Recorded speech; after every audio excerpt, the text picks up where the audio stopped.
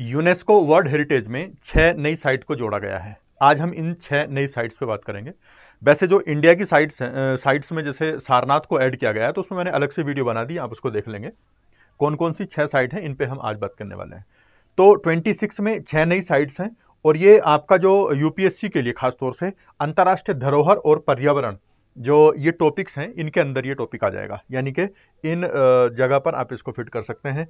ये आपको पता ही है टॉपर्स अनअकैडमी के।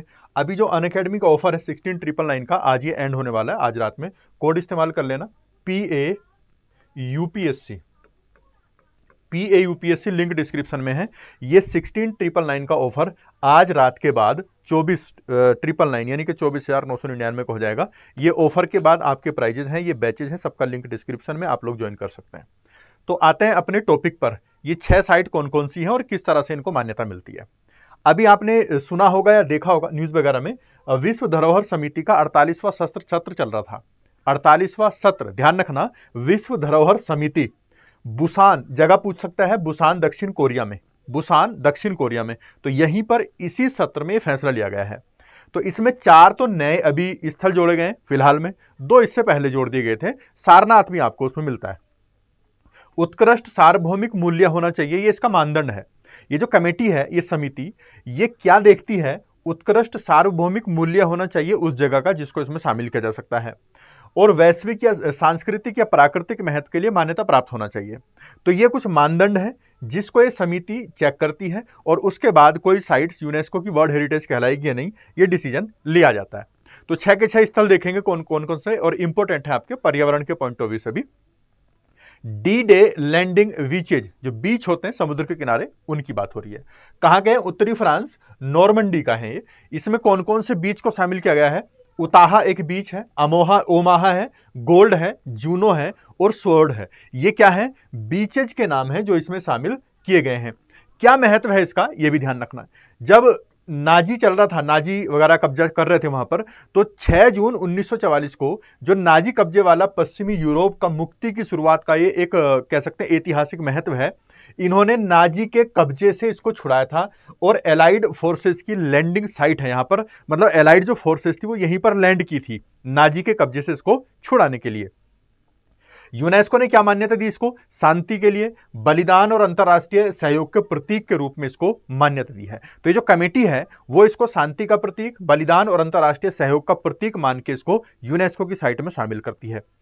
इसमें खतरे क्या हैं? इस जगह पर बीच है, तटीय कटाव का खतरा हो रहा है, जलवायु परिवर्तन का, पर्यटन का, शहरी विकास, ये सब खतरे हैं। उन खतरों को देखते हुए इसको यूनेस्को वर्ल्ड हेरिटेज साइट में शामिल किया गया है।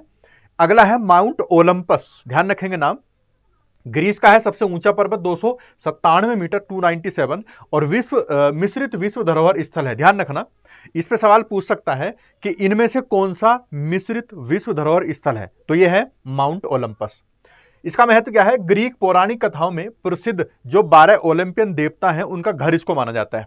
अगर हम पौराणिक कथाएं मानेंगे तो उन पौराणिक मतलब सुनेंगे तो उन पौराणिक कथाओं में 12 ओलंपियन देवताओं का जिक्र है, वो यही है माउंट ओलंपस, यानी कि उनका घर बताया गया है इसको। तो इसका ऐतिहासिक महत्व है। समृद्ध जैव विविधता और स्थानिक प्रजातियां, यहां पर इसका जो प्राकृतिक महत्व है, एक तो इसकी जैव विविधता बहुत समृद्ध है, और यहाँ स्थानिक प्रजातियां रहती हैं जो छोटी छोटी प्रजातियां हैं। 1938 से राष्ट्रीय उद्यान इसको बनाया गया था, और तब से इसको संरक्षण दिया जा रहा था नेशनल पार्क के रूप में। तीसरा आता है असूका और फुजीवारा की प्राचीन राजधानियां। असूका और फुजीवारा ये नारा बेसिन जापान में पड़ती हैं। 6वीं से 8वीं शताब्दी के बीच का टाइम है इसका। जापान की पहली नियोजित राजधानियों के पुरातात्विक अवशेष मिलते हैं। जैसे हम अपने इंडियन कॉन्टिनेंट के, भारत के पहले शहरी अवशेष देखते हैं हड़प्पन सिविलाइजेशन में, इंडस वैली सिविलाइजेशन हमारी पहली नगरीय सभ्यता है, तो वैसे इनकी पहली नियोजित राजधानियां हैं पुरातात्विक, जहां से अवशेष हमको मिलते हैं इनके, असूका और फुजीवारा। प्रशासनिक इतिहास क्या है इसका? चीन से प्रभावित है रित्सोरियो सिस्टम, वो उसके तहत जापान के पहले केंद्रीकृत राज्य के उदय का प्रतिनिधित्व भी ये करता है। और प्राचीन महल यहां पर हैं, बौद्ध मंदिर यहां पर हैं, सरकारी भवन यहां पर हैं, शाही मकबरे हैं, और बाद की राजधानी जो नारा और कोट्टो था उसकी नींव यहीं से रखी जाती है। तो ये भी काफी हिस्टोरिकल महत्व का ध्यान रखेंगे, असूका और फुजीवारा जापान। चौथा आता है बोमा बांडिंगलो माइग्रेटरी लैंडस्केप, ये पड़ता है दक्षिणी सूडान में। इंपॉर्टेंट है, ध्यान रखना, क्यों इंपॉर्टेंट है? क्योंकि ये सूडान का पहला यूनेस्को विश्व धरोहर स्थल है। सूडान का पहला यूनेस्को विश्व धरोहर स्थल इस वजह से इंपॉर्टेंट हो जाता है। और इसका प्राकृतिक महत्व है, विशाल पूर्वी अफ्रीकी सवाना यहां पर पाए जाते हैं, सवाना वन। दुनिया के सबसे बड़े ज्ञात स्थलीय स्तनपायी प्रवास की भी ये मेजबानी करता है, यानी कि सबसे बड़े जो स्तनपायी जानवर जंतु हैं वो यहां पर पहुंचते हैं। तो इसका व्हाइट अनोब और टियांग एंटीलोप और हाथी ये यहां पर पाए जाते हैं, खासतौर से हाथी भी मिलते हैं। और एक आता है व्हाइट अनोब और टियांग एंटीलोप, इसके भी यहां पर मतलब ये भी यहां पर पाई जाती है, स्पीसीज पाई जाती हैं। ये यहां पर स्थानीय समुदाय पशुपालन करते हैं, खेती करते हैं, मछली पकड़ते हैं, और जो वहां पर पाए जाने वाले समुदाय है वो आपस में इसको समर्थन भी करते हैं। और यहां खतरा किस चीज का है? अवैध शिकार का, क्योंकि जब इतने जानवर पाए जाएंगे, इतनी स्पीसीज वहां पे पाई जाएंगी, तो उसका एक खतरा आ जाएगा कि उनका जो शिकार है वो अवैध रूप से किया जाए। वन्यजीव तस्करी होती है, बुनियादी ढांचा और संघर्ष की यहां पर गाथाएं लिखी जाती हैं। वन्यजीव तस्करी, जहां पर वन होंगे तो वहां पर जीव होंगे, जीव होंगे तो इंसान उनकी तस्करी करना स्टार्ट कर देता है, तो इस वजह से इसको भी शामिल किया गया है। पांचवा है सेबेस्टिया, ये वेस्ट बैंक फिलिस्तीन वाला एरिया है। अभी आप देखते हैं इजराइल और फिलिस्तीन में लड़ाई चलती रहती है और अभी भी चल रही है, तो वहां पर आपने उन न्यूज वगैरह में देखा होगा वेस्ट बैंक का नाम आता है। तो ये वेस्ट बैंक के उसी वाले एरिया में है सेबेस्टिया। ध्यान रखना, इंपॉर्टेंट है, क्योंकि वहां पर लड़ाई चलती रहती है तो ऐसे सवाल बन जाते हैं जो चीजें खबरों में रहती हैं। यहां पर 2800 प्लस वर्षों का इतिहास है।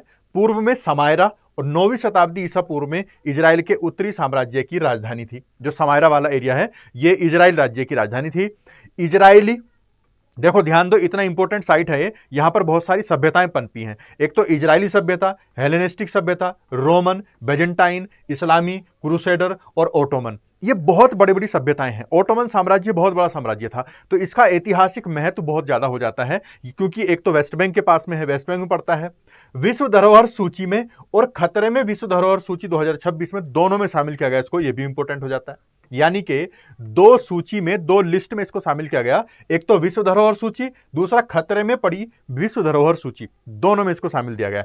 इसमें जो चल रहा संघर्ष है, भूमि अधिग्रहण है, पुरातात्विक क्षति है, कमजोर संरक्षण है, इसकी वजह से इसको शामिल किया गया। और यहां पर ये खतरे बने हुए, आपको पता ही है फिलिस्तीन में क्या माहौल बना हुआ है, तो सेबेस्टिया को भी ध्यान रखेंगे।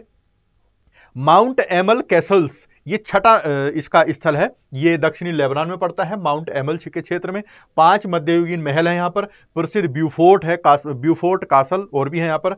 और क्रूसेडर और इस्लामी काल के बीच में निर्मित हुआ है। 12वीं से 19वीं शताब्दी का जो सैन्य वास्तुकला है उसके विकास को ये दर्शाता है, 12वीं से 19वीं शताब्दी तक।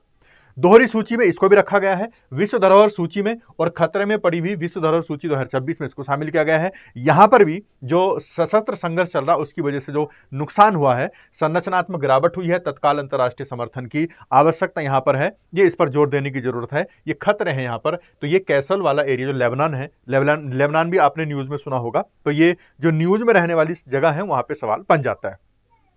अब यूनेस्को विश्व धरोहर कन्वेंशन जो है ये 1972 चला रहा है।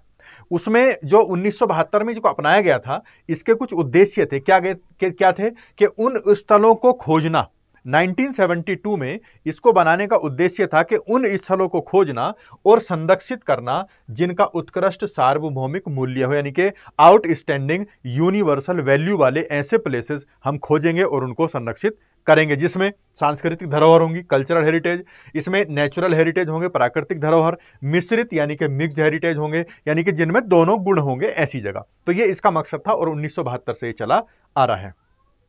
मूल्यांकन कैसे होता है इसका? मान लो हम भारत वाले हैं या किसी देश के लोग अपने देश के सबसे पहले किसी स्थल को अपनी संभावित सूची में शामिल करेंगे।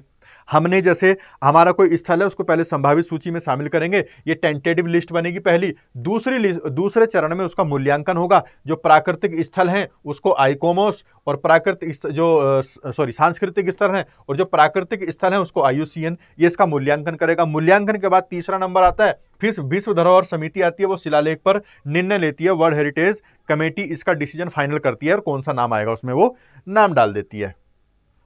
तो ये लिस्ट है, प्रीलिम्स और मेंस दोनों के लिए आपको काम आ जाएगी। जो स्थल है डीडे बीचेज फ्रांस के हैं, सांस्कृतिक श्रेणी में आते हैं, ये डेंजर लिस्ट में नहीं है। माउंट ओलंपस ग्रीस का है, मिश्रित श्रेणी में आता है, ये भी डेंजर लिस्ट में नहीं है।